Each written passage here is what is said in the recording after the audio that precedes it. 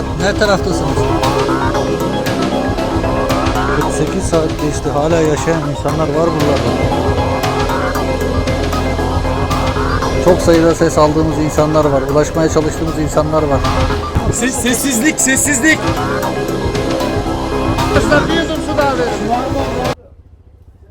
Arkadaşlar, Antakya'nın Uzun Çarşı bölgesindeyiz. Burası şöyle kıyaslayabilirim. İstanbul'un Mahmutpaşa'sı, Eminönü, Kapalı Çarşısı gibi bir uzun, geniş bir çarşı aslında.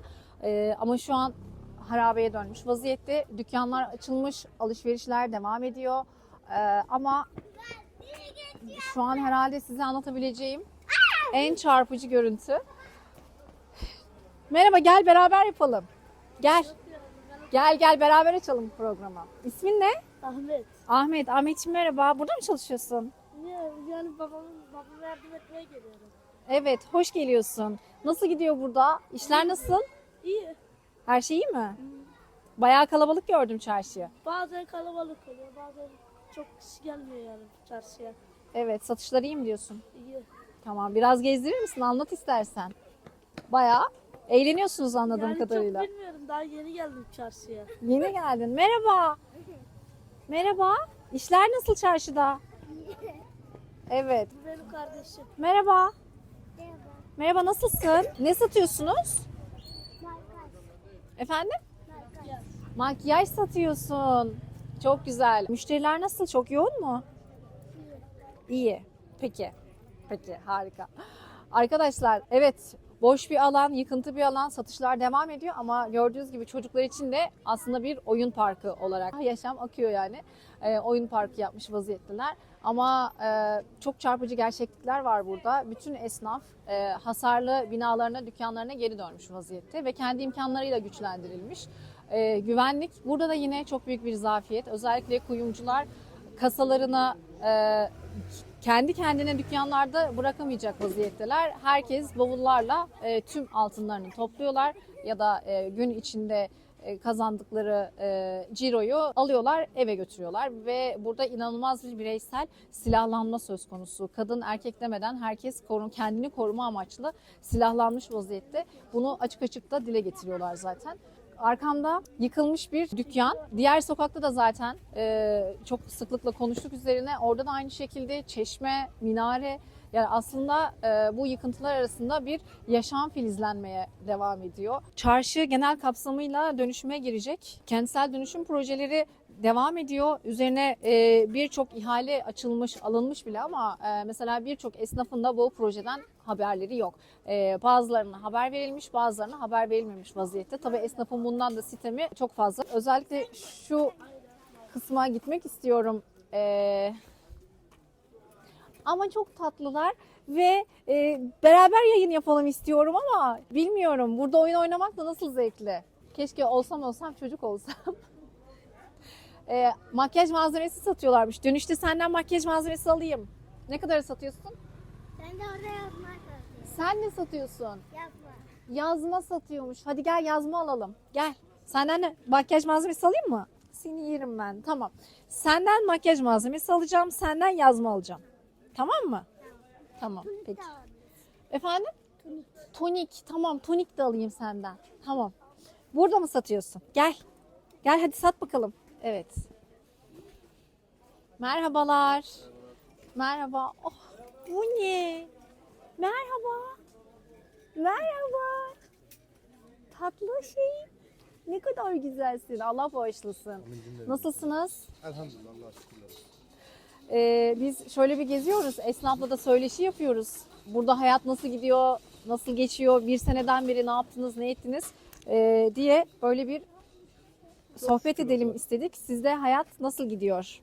Yani kendi yağımızda kavruluyoruz vallahi. Allah'a şükürler olsun. Kimseye muhtaç etmiyor kurban olduğum Allah. Rızkımızı bir şekilde kazanıyoruz. Satışlar nasıl, müşteri var mı? Yani kendimizi kurtaracak şekilde çok şükür geliyor müşterimiz. Evet. Allah'a şükürler olsun. Ama hava çok soğuk, yaz kış. Özellikle de çocuklarla Yok, her buradasınız. zaman değil. Ara ara geliyorlar. Sürekli gelmiyor çocuklar. Teşekkür ederim. Evet, kızınız bunu satın almamı istedi. Hediye edebilirsin kızım. Teşekkür ederim. Ama hayır, ben ona müşteri olarak geldim. Satın alacağım. Teşekkür ediyorum. Evet, tonik de alacağız babası. Evet, kesinlikle. Şimdi biraz hep beraber çarşıyı gezelim istiyorum. Hem de çarşıda neler var neler yok. Aslında esnafla biraz konuşalım. Sizinle paylaşalım istiyorum. Bakalım onlar neler söyleyecekler.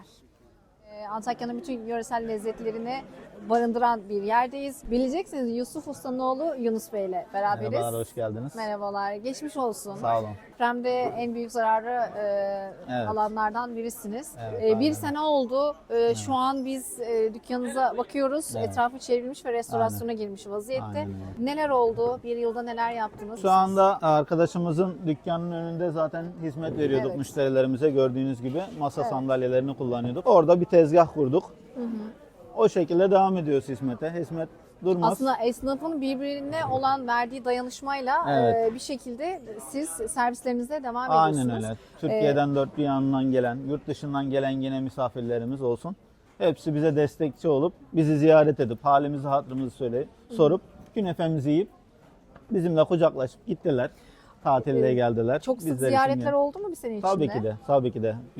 Türkiye'nin dört bir yanından, Hindistan'ından tutun, Amerika'sından, Almanya'sından, Belçika'sından, Hollanda'sından.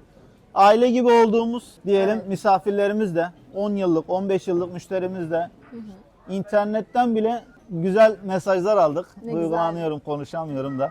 Sağ olsunlar halimizi, hatırımızı, isteklerimizin olduğunu, ihtiyaçlarımızın olduğunu. Onlara buradan hepsine teşekkür etmek istiyorum. Gerçekten de insan kalpte bir yer, sadece damak değil, insan kalpte bir yer ettikten sonra gerçekten de geri dönüşü farklı oluyor. Dükkanınız hala restorasyonda. Esnaf bir sene boyunca geçimini nasıl sağladı? Alışverişler, talep, arz, talep dengesi Evet, onda çok ne sıkıntı yaşadık. Evet. gelişi. Geçimini nasıl sağladı? Yani ne gibi sıkıntılar Yani- yaşadınız? Neler oldu? Çok zor zamanlar geçirdik.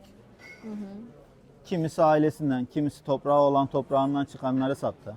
Elinde olanları yedi. Kimisi altın yüzüğüne varıncaya kadar sattık. Yalan yok yani, sattık, harcadık. İHŞ'mizi, barınmamızı hadi kayınvalidemgilin orada çadır kurduk vesaire. Dernekler yaradığıyla buradan onlara da çok teşekkür ederim. Bizi ilk burada Bursa, Nilüfer ve Konya olmak üzere onların çok aşını ekmeğini yedik. Karnımızı onlarla doyurduk. Sıcak bir çorba içtiysek onların sayesinde oldu. Onlara buradan müteşekkirim. Teşekkür ediyorum. Onların da ayağına taş değmesin. Esnaf şu an kalkınmaya ne kadar yakın? Yani esnafın yarası çok derin. Yani hala yıkıklığın içindeyiz. Ben buradan 35 kilometre içeride yazlık bir sahil kenti olan Samandağ ilçesindeyim. Oradan her geldiğimde karnıma ağrılar giriyor, psikolojim bozuluyor. Hala o yıkıklılığın verdiği sıkıntıyı yaşıyoruz yani.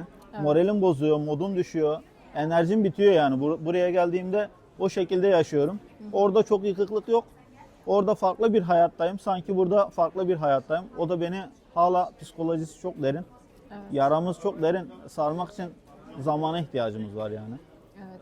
Bir an önce bu zamanı en kısa sürede hızlandırırız ve geçiririz İnşallah, diye umuyorum. inşallah.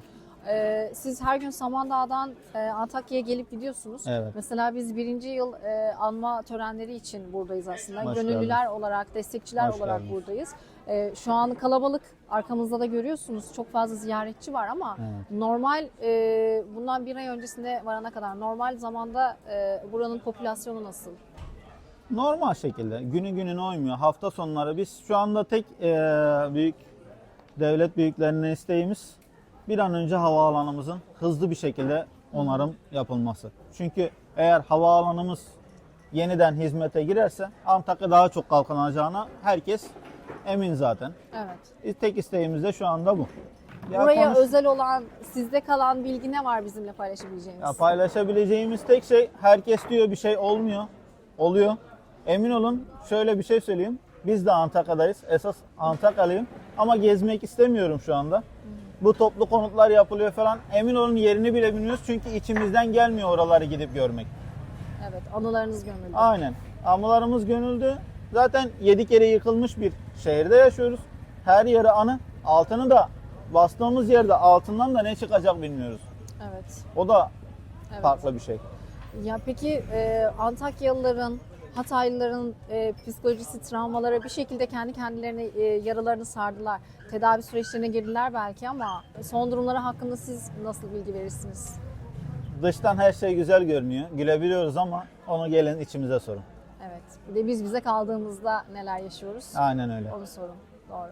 Teşekkür ediyorum. Ben İnşallah en teşekkür yakın ederim. zamanda asıl yerinize sizi ziyaret etme fırsatı buluruz. İnşallah. Künefenizi yiyeceğiz. Tabii ki de hoş geldiniz. Yemeden Künefe- zaten bırakmayız. Evet. Canım. Şimdi künefeyi yiyeceğiz. Beraber Aynen öyle. hem böyle eskileri analım hem Olur.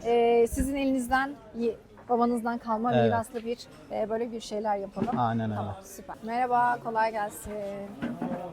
Atacağım onu şeyde. Ağaç altında bir bizim abla gile. Yine. Sizi de alalım isterseniz. Şimdi havada omlet şeklinde atılacak. Az yapım süreciyle ilgili bir değişiklik geçirdi zannediyorum. Tabii ki de köz ateşinde normalde yapıyorduk. Şu anda tedarikçilerimizin hemen hemen hepsi vefat etti. Dükkanlarını kaybetti. Evet. Onların da Adana ve İskenderun şubeleri vardı. Oradan da gelmesi zor. Evet, evet. Evet. Ağaç altına yine geleceğim. Şov başlasın yiyebilir miyiz? Evet. Haydi bakalım. Şu anda bu künefeyi tüm 6 Şubat ve 6 Şubat'ta yara alıp hastanelerde belirli zaman geçirdikten sonra vefat etmiş şehitlerimize gelsin diyorum. Onların da canına bu akşam nostaljik Antakya'da Kurtuluş Caddemizde, Antakya'nın yani dünyanın ilk ışıklandırılan caddesinde yürüyüşümüz olacak. Ondan sonra da yine ağzımızın tadı olsun diye güzel bir tatlı yapacağız. İçimiz ısınsın diyorum. Çok üşüdük, çok yağmur yedik. O günleri unutmayacağız.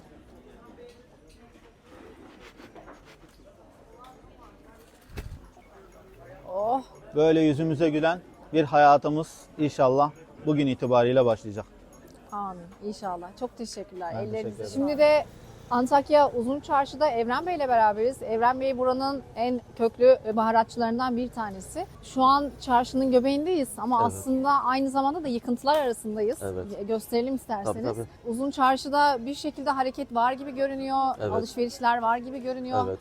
Yani hayata geri dönülmüş gibi ama gerçekten öyle mi? Neler var burada? Şöyle neler insanlar değişti? tabii hayatlarına devam etmek için yani bir şekilde yani tek gelecekleri yerde artık çarşı, AVM'ler yok, hiçbir şey yok. Sosyalleşebileceği insanların artık sadece çarşı var. Burada oturup simidini, Antakya simidini yiyip işte atıyorum kebabını yiyip sahilebini içebileceği tek yer hemen hemen burası.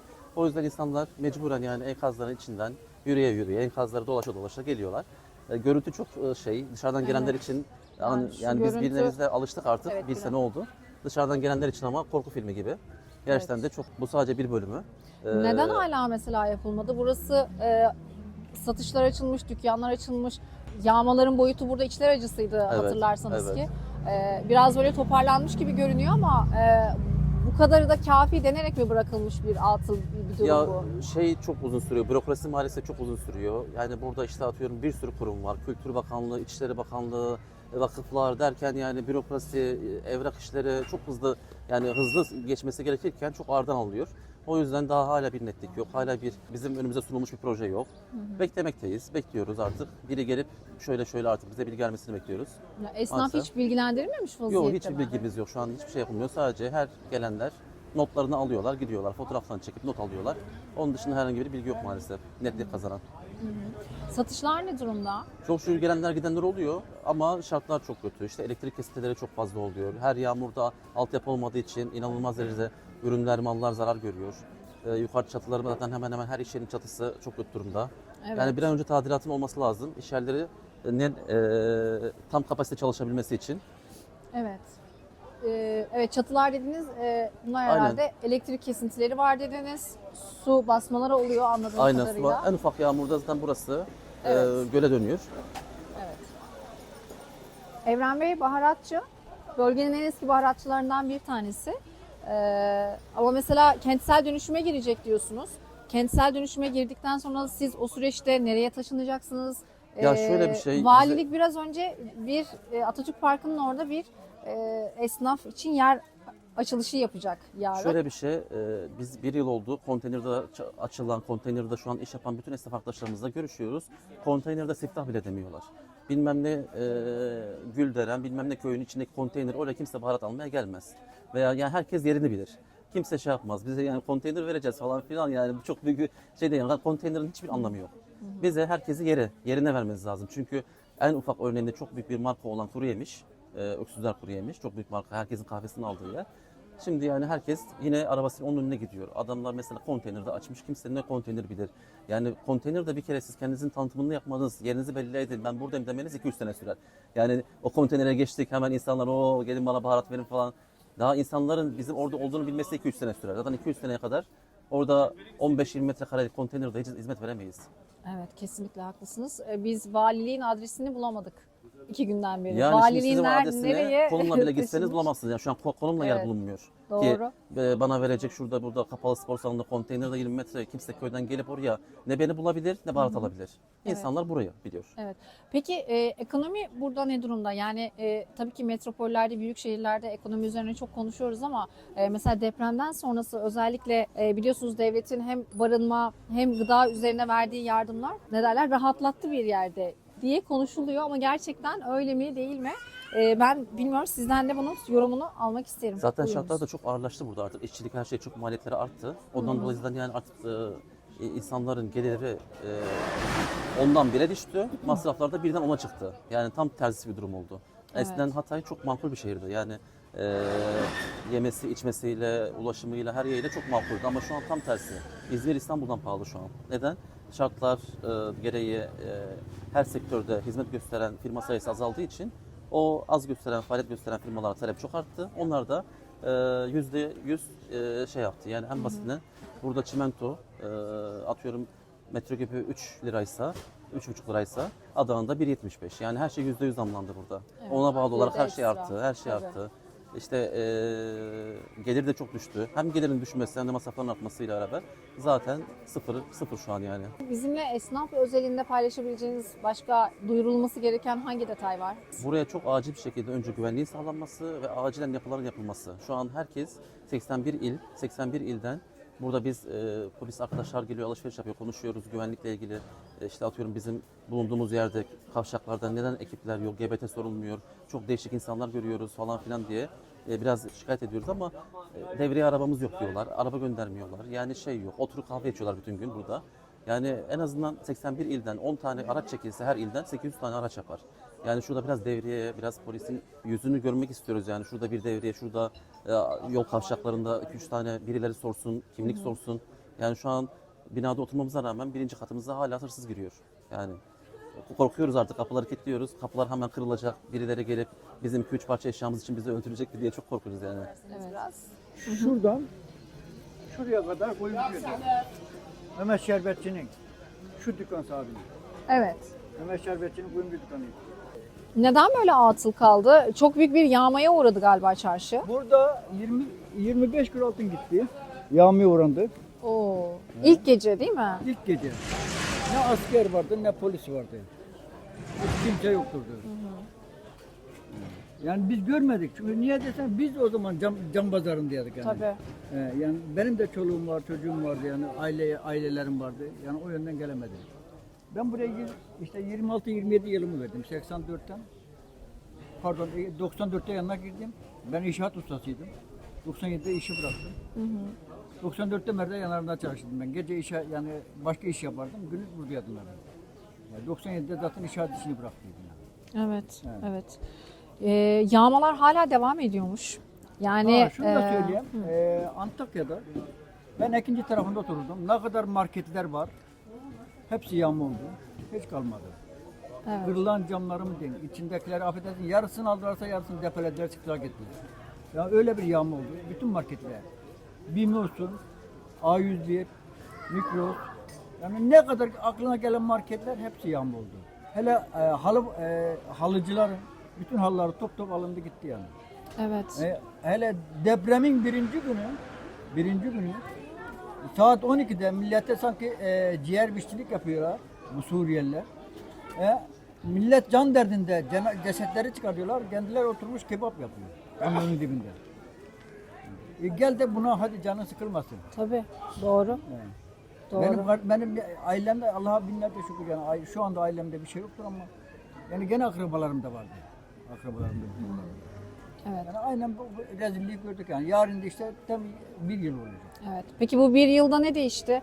İyileşme oldu mu? Yani yıkım çok büyüktü. Kayıplar çok büyüktü ama Çok büyük. Evet. Bir Ben yılda. Rızans binasının karşısında oturuyordum. Rızans'ın Evet. karşısında oturuyordum. Yani gözümün önünde can verenler oldu. Evet, evet. Hala içim yanıyor ama yanıyor. Peki hayat olabildiğince iyileşti mi? Hayat 10 yıla kadar birleşme, iyileşme. Yani ancak bu memleketim iyileşecek ki, eski düzene gelecek ki hayatımız o zaman iyileşecek. Evet. Herkese zaman konusunda konuştuğum kim varsa çok umutsuz. Şöyle bir şey ki yani ne bir bakan, ne belediye başkanları, ne belediye şeyleri, hiçbir Allah'ın kulu gelip de o gün ne kepçeler, hiçbir tane insan gelmedi. Sadece şunu dinimi, vicdanımı yıkamam. Ben depremin ikinci günü ben buradan çektim gittim ama depremin ikinci günü Mikros'un yanında askeriye gördüm, askerleri gördüm. Yalan söyleyemem onu. Bak, ben benzin aramaya gittim hastane yoluna. Orada askeriye gördüm. Başkasını da göremedim. Evet, evet. Şu an esnafın peki satışları nasıl? Geçim kaynakları nasıl? Ekonomi nasıl burada? Geçinmek istiyorlar, ayakta durmak istiyorlar. Evet. Peki burada henüz kimsenin bilmediği, dillendirilmeyen, anlatılmayan, kimsenin haberi yok, duyulsun dediğiniz ne var? Hangi detay, hangi bilgiyi paylaşırsınız bizimle? Detay yani öyle kalmadı yani. Şöyle bütün her taraf gitti. Ne camiler kaldı, ne yani bir cuma günü mesela bir namaz kılacak yer yok. Burada belli bir saatten sonra da sokağa çıkılamadığı konuşuluyor, doğru mu? Çarşılarda. Çarşılarda. Yani güvenlik açısı yok. Evet.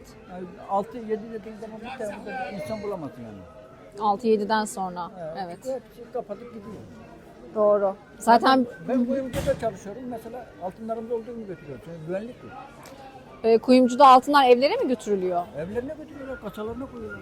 Başka neye götürecekler diyor. Kasası olan burada kasası olan kasasına koyuyor. Bizim kasamız bunlardı. İşte yer altında kaldı. Hepsi gitti. Yağmalandı. 26 kilo altın gitti bize. 26 kilo, evet. Yakalandı. Ağır cezaevinde yatıyorlar şu anda. Yakalandılar mı? Nasıl yakalanabildiler? Burada yakaladık. Ha, siz tam hırsızlık üzerine Tabii çalındı yakaladınız. gitti. O bir sonradan olanlar yakalandı. Gömülü olanları çalınırken. Gömülü olanları yakaladık dışarı çıkarttık yani. Ama burası sadece şeydi yani vitrindi. Vitrindekilerin hepsi gitti. Çok Az büyük para zayiat. değil yani. 26 Tabii, kilo. tabii. Bu bir de sizin çalıştığınız ve bildiğiniz diğer dükkanlardan toplam baksanız. Yağma çok. Yağma çok. Her Evet. yerde kuyumcu vardı çünkü. Her yerde kuyumcu vardı. Doğru. Her yerde kuyumcu vardı. Aha mesela burada şu yol üzerinde bir adam kör keçeye gitti, öldürdüler. Kimin öldürdü, kimin ettiği bellisiz oldu. Kuyumcu sahibi miydi? Evet. Belki de dükkanını korumaya çalışırken öldürüldü. Bilemiyorum. Çünkü ben gelmedim, ben burada değildim. Hilal Hanım, uzun süreden beri Uzun Çarşı'dasınız, kuyumculuk yapıyorsunuz anladığım kadarıyla. Birinci yılı andığımız bugünlerde nasılsınız? Biraz da sizi hüzünlü bulduk ama... Şehir dışından da gelen yine depremzede arkadaşlarımız var. Onları da görünce tabii ondan da duygusallık oldu. Akrabalarla buluştuk. Destek olsunlar diye onlar da şehir dışından geldiler. Çok fazla kaybınız var mıydı? En başta anne babam. Onun sağ olsun. dışında amcamlar 7 kişi vefat ettiler. Arkadaş, eş, dost, komşu yani bir alışveriş yaptığımız, ekmek aldığımız bir fırın, market hepsi vefat ettiler. Kalanlarla işte ayakta durmaya çalışıyoruz. Şehri terk edemiyoruz. Ben Antalya'ya gittim önce. Daha sonra 2 ay orada dayanabildim. Yani biz alışkın değiliz memleketimiz dışında bir yerde yaşamaya. Sonrasında yazlık evimiz vardı burada yakınlarda, İskenderun tarafında. Oraya geçtik. Sonra eşimin mesleğinden dolayı Antakya'ya iş geliş zor olmaya başlayınca hep beraber geldik. İyi kötü prefabrik okullarda çocuklar okula başladı. Ben de hem oyalanma amaçlı hem de geçmişteki hayatımda hep Uzun Çarşı'da olduğu için burada devam etme kararı aldım. Evet. İşte 2 aydan fazla oldu ben de buraya tekrar başladım. Hayırlı olsun. Herkes aslında hayata tutunmak için bir gayret ve çaba içerisinde. Ama bu ne kadar zor, ne kadar kolay oluyor. 2 aydan beri de çarşıdasınız. Şimdi eski halini de bilen biri olarak. Çarşının içi aslında eskiye çok yakın. Belki de bu bizi ayakta tutan. Çünkü burayı böyle görmek, eski haline benzer şekilde görmek, buradan çıkarken de eski evimize gidebilecekmişiz gibi bir hissiyat oluşuyor. Evet. Ama ilk günler tabii buradan çıkıp o çöl gibi şehrin halini gördüğümüzde çok daha ağır geliyordu. İnsan her şeye alışıyor. Gerçekten hani yapı olarak böyle yaratılmışız. O görüntüye de bir süre sonra alışıyorsunuz ama tabii her seferinde eski hayatı tekrar arıyor insan. Yani böyle aklımıza eski zaman geliyor, Arsikanların eski hali vesaire. Dua ediyoruz. Elimizden geldiği kadar işte biz ayakta durabilelim ki şehirde tekrar en azından bir yaşam alanı olarak devam edebilelim. Evet. Şu an çarşı kalabalık ama gördüğümüz kadarıyla bayağı bir hareket Genelde var. öyle. Evet. Genelde hareket, özellikle havalar güzel olduğunda daha da kalabalık oluyor. Tabii bu da biraz şey yapıyor bizleri de yani. Motive ediyor Motive tabii ki. ediyor. Tabii. Aslında binaların yıkılmış olması, bomboş bir koca bir arsa şeklinde bir boşluk oluyor olması moralleri biraz tabii, bozuyor ama konteynerlarda yaşayan insanlar uzun çarşıya gelip gidiyorlar. ulaşımlar nasıl? Ulaşım sıkıntı yok yani gördüğüm kadarıyla. İnsanlar hani otobüslerle vesaire hep gelen müşterilerin söylediği kadarıyla gelip gidiyorlar. Tabii yollarda maalesef sıkıntı var. Yani yollar çok düzgün değil. Biz arabayla geliyoruz ama bayağı zorlanıyoruz yani. Çukur seçmekten artık yorularak geliyoruz. İnşallah zamanla toparlanır diye düşünüyorum o da. Umarım. Yavaş yavaş işte hani TOKİ'lerin en azından başlamış olması bir nebze olsun bize moral oldu. Hani insanlar şehire dönecek diye. Yerinde dönüşümler de biraz başladı. Ya onlara bakıp moral bulmaya çalışıyoruz. En azından şehir dışına gitmek zorunda kalan akrabalarımız dönebilsin diye. Çünkü bir kiraya ev tutmaya kalksalar bir ev yok yani. Kiraya bile tutulabilecek bir ev yok. Evet. Ondan dolayı yani yavaş yavaş inşallah toparlanacak diye Umarım inşallah. Siz konteyner kentte mi kalıyorsunuz? Yok biz konteyner kentlere çok yakın, hatta ortasında bir yerdeyim. 2 katlı evlerin olduğu bir site var. Biz orada ev tuttuk, oraya geçtik ama orası da hani ne kadar güvenli, 30 yıllık bir site sonuçta. Hani hep tedirginiz. Sonuçta artçı depremler de devam etti. Çocuklar hep tedirgin. Biz de istiyoruz tabii hani şehir eski halinde bir şekilde kurulsun da tekrar dönebilelim diye. Evet. O şekilde. Bir de biliyorsunuz kuyumcular yağmalandı, mağazalar yağmalandı. Gerekli gereksiz her şey ilk gecelerde ne yazık ki çalındı. Hırsızların girişimlerinden dolayı birçok zayiat oldu. Şimdi o süreçten sonra güvenlik zafiyeti de bölgede ağırlıklı olarak herkesin söylediği zafiyetin devam ettiği. Tabii ki şu an çarşıya eskisi gibi güvenip bırakamıyoruz yani. Evet, neler yapıyorsunuz? Getir götür yapıyoruz. Hatta ben genelde kendimi koruma amaçlı bazen tabancayla bile gidip geldiğim olabiliyor. Bu şekilde eşim sağ olsun bana destek. Sabahları o getiriyor, o alıyor götürüyor. Yani bir yerden sonra insan mecbur kalıyor her şarta dayanmaya. Yani Evet. mecbur o şekilde Evet. devam ediyoruz. Başka bizimle paylaşabileceğiniz bir detay var mı? Duyulsun, bilinsin, Ya kimsenin açıkçası bilmiyor tabii dediğiniz. Sizler gibi hani herkesin gelmesini isteriz. Hani insanların ilgilenmesini isteriz. Çünkü buradaki en azından gidişatın takip edilmesi açısından. Yani neler oldu, hangi aşamada işte gerek işte yerleşim, insanların dönmesi. Ya bir de açıkçası tabii bizim en çok istediğimiz şey insanların geri dönmesi şehrine. Yani gidenler, şehri bırakanlar bir şekilde her ne şart olursa olsun ben geri dönmeli diye düşünüyorum. Hani bu anlamda biraz savaşçı ruhuyla belki de davranmak lazım. Çünkü şu an yaşadığımız alan savaştan çıkmış bir şehir gibi. Yani bence bırakmamamız gerekiyor şehrimizi. Hani bu mesajı da tabii ki medyayla en iyi şekilde yayabiliriz. Hani buradaki insanların en büyük isteği gidenlerin geri gelmesi. Tabii bunun için de şartların iyileştirilmesi lazım. Yani yetkililerden de en çok istediğimiz bu. Gidenler geri gelebilsin yeter. Evet. Bir de işsizlik had safhada anladığım kadarıyla çalışacak pozisyon bulamıyor kişiler diye düşünüyorum. Yani Öyle mi? Şöyle aslında çalışan arayıp çalışan bulamayan da var. Hani öyle de bir durum var.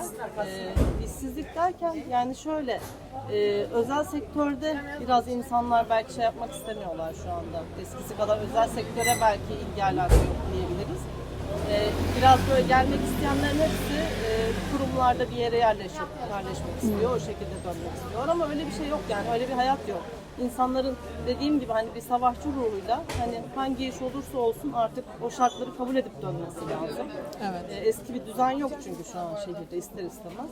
Ancak birileri dönerse daha çabuk ayağa kalkar şehir. Ben öyle düşünüyorum. Yani sadece bir yerlere gidip şehir toparlansın diye beklemek de çok doğru gelmiyor bana. Yani ben bir bayan olarak mesela şu an bu görünürde belki evet korkunç şartlar. Biz yani ağır hasarlı bir dükkandı burası. İçeriği kendimizce işte güvenli hale getirip o şekilde geçtik. Yani bence herkesin bunu düşünebilmesi lazım. Kesinlikle. Yani Kesinlikle bu öyle. cesareti gösterebilmesi lazım. Bu arada çarşıda genel olarak bir kentsel dönüşüme gireceği konuşuluyor. Proje detayları netleşmiş mi? Etap yıkılıp yapılacağı söyleniyor ama mesela bu sıradaki iş yerleri tarihi yapılar. O yüzden net olarak bir şey bilmiyoruz. Gerçekten yıkılıp mı yapılacak, restorasyona mı gidilecek? O konuda net bir Hasan Bey, bilgimiz yok. bir çarşıda gezerken aslında en çiçeklendiğinde de herhalde buraya en güzel filizleri verecek satış yeri sizinki olarak görünüyor. Tohum sattığım için şu anda günleri olduğu için bunları koydum. Artı dükkan yıkıldığı için ister istemez göstermek için bir tür çamaşır ipiyle mandalı kullandım. Evet. Elimizden geldiğince de bugünlerde işte bir şeyler yapmaya çalışıyoruz. Evet. Tohumcuyum. İster istemez malımı göstermek zorundayım. Hani depremden sonra direnmeye çalışıyoruz. Tek kelimeyle direnmeye çalışıyoruz. Evet. Nasıl geçti bir yıl? Geçmedi. Sanki geçmedi değil de sanki bir yıl değil de 10 yıl. O kadar doluydu ki ve o kadar zordu ki ancak bir yıl dolduktan sonra bir geriye baktığımızda düşünüyoruz, diyoruz. Biz bunları mı yaşadık, biz bunları mı yaşadık? Ve en kötüsü ne biliyor musun? 5 Şubat'ta herkesin bir hayali, bir hedefi vardı. 6 Şubat'ta her şey bitti ve kime gidersen size diyeceği ilk kelime ne zaman uyanacağız? Bu kabus ne zaman bitecek? Evet. Ve herkesin ne yazık ki yakın veya uzak cenazeleri var. Yarın açmıyoruz. Yarın özellikle ben açmıyorum. Mezarlığa gideceğim. Bizim de 7 tane cenazemiz var. Onların 1. yılı için mevlüt okutacağız. Elimizden geldiğince de işte dediğim gibi direneceğiz ve her şeyi zamana bırakmışız. Ve zaman en kötüsü sisli. Gözükmüyor. Bir şey gözükmüyor. Günlük yaşıyoruz. Olay bu. Evet. Yani kelimeler kifayetsiz, söyleyecek bir söz de yok, bir tesellisi de yok yaşadığınız acının. Biz buradaydık ve birebir de şahit olduk aslında. Ama nitekim ateşte düştüğü yeri yakıyor ama... Aynı sözdeyim. Aynı Evet, sözde. evet. Benim dükkanlar gittiği için ben hiçbir şekilde üzülmedim. Niye? Benim hem abimin kızı hem abimin oğlu öldü. Onlar öldüğü zaman benim dükkan gitmiş canı cehenneme. Hiç umurumda bile değil. Ve hiçbir şekilde artık parayla işimiz de kalmadı. Sadece ekmeğimiz çıksın yeter. Başka bir şey yok. Ve dediğiniz gibi ateş düştüğü yeri yakıyor. Şu an benim bir yengem var. Onu tanımanızı isterdim. Bir kızı pandemi vaktinde vefat etmişti. İkinci kızı depremde 4. gün, 5. gün canlıyken çıkartamadık. Diğer cenazeler varken kendisi canlıydı, öbürleri çürüdü, kendisi daha canlıydı. Öyle vefat etti. Bir oğlu kaldı. İşte bu yengemin, abimin hanımı, annesi, kız kardeşi, teyzesinin oğlu, eniştesi, yeğeni bu depremde vefat etti. Şu an İzmir'deler, dün geldiler. İşte yarın özellikle mezarlığa gelecekler. Mezarlıkta nasıl size söyleyeyim, onların yanında durduğumuzda hiçbir şey diyemiyoruz. Ağzımızı açamıyoruz. Tabii. Çünkü dediğiniz gibi ateş düştüğü yeri. Başka bir şey yok. Ne diyelim? Bazen susmak gerekiyor, bazen sabretmek gerekiyor. Evet. Hani bunları koyuyoruz, ekmeğimiz çıksın istiyoruz ama bunun dışında iş olmuş, iş olmamış o kadar da umurumuzda değil. Evet. Çünkü daha kötüsünü biz gördük. Çok büyük acılar. Tabii bir şekilde hayat iyileştirilmeye çalışılıyor. Bir nebze de olsa belki yaralar sarılmaya çalışılıyor ama bu süreçte de birçok şey yapıldı biliyorsunuz. Ne kadar etkili oldu? Yani sizin evet kayıplarınız çok büyük, bir depremzedesiniz aynı zamanda. Yakınlarını kaybetmiş bir depremzedesiniz. Mesela neler oldu, neler eksikti, neler yaşandı, neler olması gerekiyordu? Yani biraz bunlarla ilgili... %100 bazı noksanlıklar vardı. Yani en başta şunu söyleyeyim. Türkiye halkı veya kesinlikle gereken bütün yardımlar yapıldı. Bir de o çok ilginç bir şey. Herkes yardım için sıraya koşarken veya başka bir şeye koşarken ben hiçbir yere şekilde gitmedim. Ya ihtiyacım olan bir şey alırım. İhtiyacım olmayan bir şey almam ki. O kadar şey dağıtıldı ki ama tabii ki her şeyde olduğu gibi bu da düzensizdi. Düzensizdi. Devletimize gelince devletimiz için ne yazık ki içimizde bir ufak sıkıntı var ve ne yazık ki her zaman içimizde kalacak. 3 gün ben kendim için söylüyorum. Devlet üzerinde. Olay yok. Evet. Ne yazık ki onu görmedim. Belki gelmiştir ama bizim oralara uğramadılar. Hangi mevkideydiniz? Biz Dağ Mahallesi'nde oturuyoruz da şöyle söyleyeyim. Yeğenimin öldüğü yer Rana Apartmanı. Maksim'in karşısı. Apartmanın 1. katındalar. Şeyin yanına gitmiş, teyzesinin yanına gitmiş kuzeniyle beraber olmak için. Hem kendisi, kuzeni artı teyzesi ve eniştesi. 4'ü tam kapıya yetişirken çökmüş bina. Baba kucaklamış 4'ünü. Ama hepsi ilk günden ölmüş. Benim yeğenim daha canlıydı. Onlar çünkü çıkardığımız zaman öbürleri çürümeyi tutmuşken daha vefat etmişti. Ve ne yazık ki bekledik. İnanılmaz derece özellikle depremin olduğu günlerde bir düzensizlik var. En büyük sıkıntı oydu. Yoksa diğerleri zamanla olacak. Burayı zamanla yapacak dedik. İşler eskisi gibi olacak ama insanların içindeki o parıltı bitti. Evet. O parıltı her zaman illa bir eksik. Bir hüzün her zaman bir insanın içinde olacak. Bilmiyorum, tesellisi yok, söyleyecek söz de bulamıyorum ama acınız acımız. Ben sizi anlıyorum. Evet, ben de sizi anlıyorum. Bazen susmak da gerçekten çok şey ifade edebilmek demek. Var. Çok teşekkür ederim. Ve çarşıda... Deprem çocuğu bunlar. Ay canım benim, Allah bağışlasın. 5. kattaydık biz depremde. Evet. Kızımla. Kucağımda indirdim. Travma geçirdim. Yani merdivenlerde bayağı bir sağa sola çarpmışım kendimi. O da bunun travmasını yaşıyor tabii. Dudağı uçukluyor. Hala gece korkuları falan var yani psikolojik sıkıntılarımız. Onun da bizim de var ailecek. Konteynerde kalıyoruz şimdi. İzmir konteyner kentinde. Ya memnunuz açıkçası. Biraz komşularımızla biraz problemimiz var. Neden? Çok sesliler. Konteyner sesli. kentlerin sorunları. Aynen çok sesliler. Bu da normal. Çelik olduğu için. Çelik Evet. ses geçiriyor. Ama deprem olduğunda filan rahatız. Bazen oluyor. Küçük çaplı da olsa. Evet. Rahat davranıyoruz. Değil mi kızım? Evet. Evimiz var. Evimiz benim bir çatı katı evim var. Orası biraz sağlam yaptırmamız lazım. İşte işlerimiz de çarşıda çok iyi değil. İç açıcı değil ama ekmek paramız çıkıyor. Diğer dükkanım yıkıldı benim. Buraya taşındım. Depremden sonraki dükkanım burası benim. Şöyle baktığınızda zaten burasını onardık biz. Çelik örme.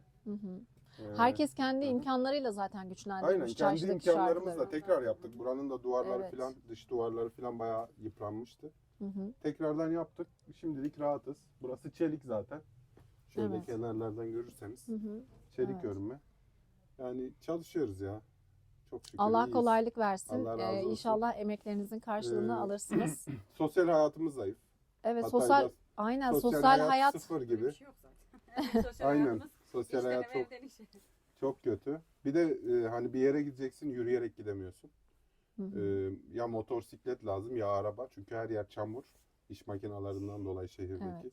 Şehirde her yer yakın. Buradaki esnaf da zaten kendi imkanlarıyla ayakta. Yani hiçbir yardım yok. Veya çarşının akıbeti belli değil. En büyük problemimiz ne olacak? Hani burası hafif hasarlı ama hafif hasarlı yerler de yıkılabilirmiş rezerv alanlarında. Öyle bir durum var. Yani ne yapacağız, ne edeceğiz bilmiyoruz. Bizim bir maaşımız da yok yani. Evet ve Esnaf iş yeri olduğumuz evet için yani. esnafsınız, iş yeri sahibi. Bir destek yok mu? Yani esnafı teşvik Şey aldık, vesaire. kredi aldık. 400 bin liralık bir Avrupa Birliği'nin kredisi varmış. Onu aldık. Şimdilik 2 sene rahatız ama 2 sene sonra ne olur bilmiyorum. Yani Evet. Önünüzü sadece göremiyorsunuz kredimiz aslında. var aynen. Depremde dükkanımız da yıkıldığı için yeniden mal aldık şu bu. İşte internetten de biraz satış yapmaya çalışıyoruz. Evet. Nasıl kadar. destek olabiliriz size internetten? Toptanyazmaevi.com Toptan Tamam, satışlar paylaşalım. yapıyoruz. Paylaşalım Evet. onu. Evet. Web sitemiz var. Aynı zamanda Instagram adresimiz Toptan Yazma Evi. Bu kadar. Destek olursanız seviniriz. Peki bir yıl nasıl geçti derken aslında buraya biz oldukça yardım toplama faaliyetinde bulunduk. Önce olduk, gönderdik vesaire. Ya şöyle Onlar bir ne şey, kadar ulaştı sizlere? Yani yapılmıyor diyen yalan söyler. Konteyner kentteyiz. Mesela AFAD 4500 liralık bir kart verdi bize. Hani bizim çok ihtiyacımız yok ama evimizin masrafı çıkıyor. Bu bir. İkincisi 4500 lira iyi bir para mutfak masrafı için. Mutfak masrafında kullanıyoruz onu. Mesela geçen ay bir fırın aldım. Allah razı olsun verenden. Bazen koli gönderiyorlar. Alıyoruz. Sularımız geliyor. Annemgile kadar yetiştiriyorum ben. Annemgil burada evde oturuyorlar. Annemgille bile su götürüyorum ben oradan yani. Sıkıntı yok. Aslında barınma, gıda, maddi yardım, destek devletin aslında çok fazla temin ettiği ve bunun konforunun yaşadığını herkes söylüyor ama galiba Ya sadece sıkıntımız şu. Yani şehrimiz adam olmuyor gibi. Yani o ışığı göremiyoruz. Sadece bu. Yani sosyal hayat. Başka bir şey değil. evet. Yani aç değiliz, açıkta değiliz. Çok şükür halimize şeyimizi kazanıyoruz. Nasıl diyeyim sana? Ekmek paramızı yine kazanıyoruz. Bir şekilde çarkımızı döndürüyoruz. Beraber çalışıyoruz eşimle beraber zaten. Hı hı. Bir sıkıntımız yok yani. Burada oyalanıyoruz. Aslında işimiz olmasa çok sıkılırız. Evet.